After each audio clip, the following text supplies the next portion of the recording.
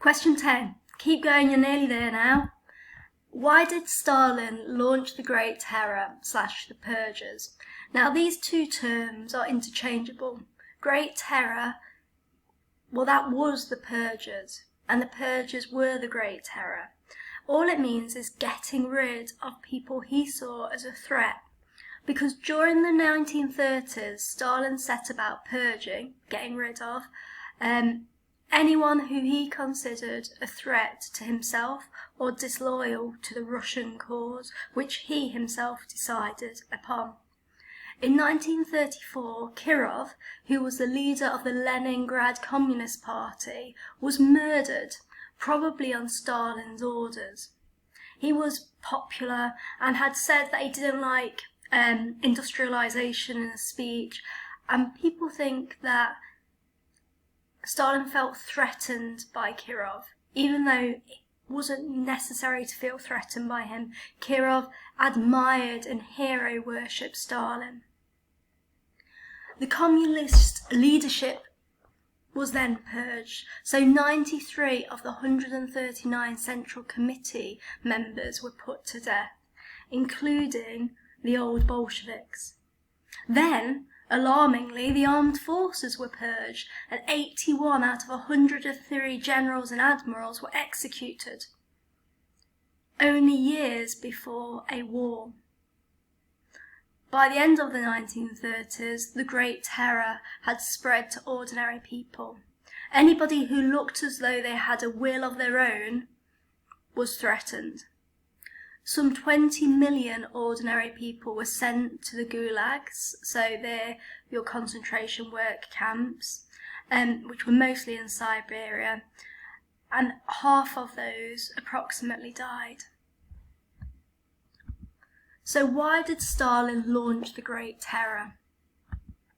Well, fear / paranoia was a major reason.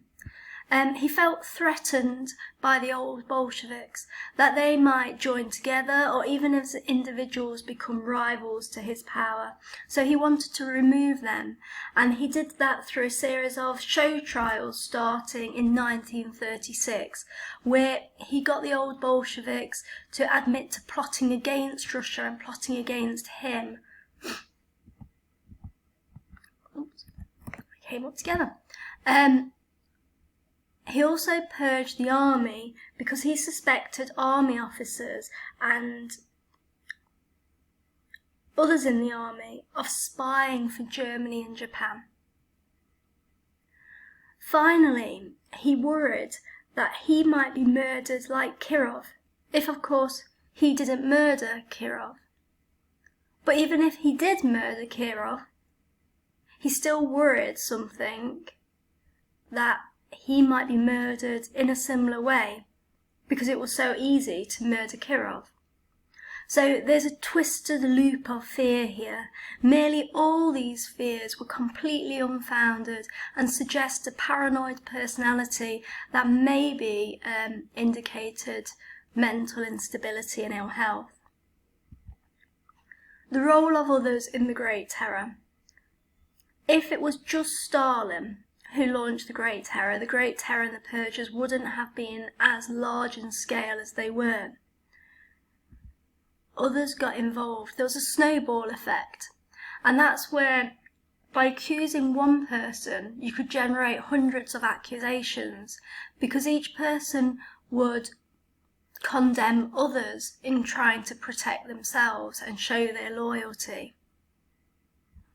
Also, some people sought revenge on their enemies and in spite accused them of being disloyal. They also used accusations to steal their positions of power in the Communist Party or in factories, etc. Finally, one reason for the Great Terror was Stalin's belief in the need to collectivise and industrialise.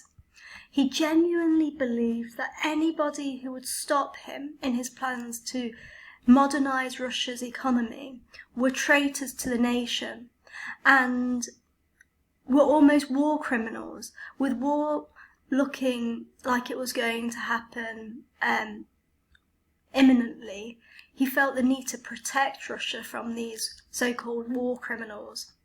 Now, he did this by scapegoating kulaks, wreckers, saboteurs for not meeting quotas in collective farms or in industry, in the factories. Now, these people were usually innocent, yet he found them as useful victims to pin blame on. He also believed force was needed to make people work hard, and that the threats of the Great Terror would stop people rebelling and would ensure that the country was quickly industrialised and collectivised. Also, the Great Terror provided a massive workforce through the use of the gulags.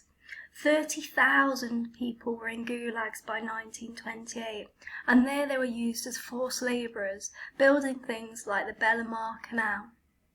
So these are the reasons for the Great Terror / purges.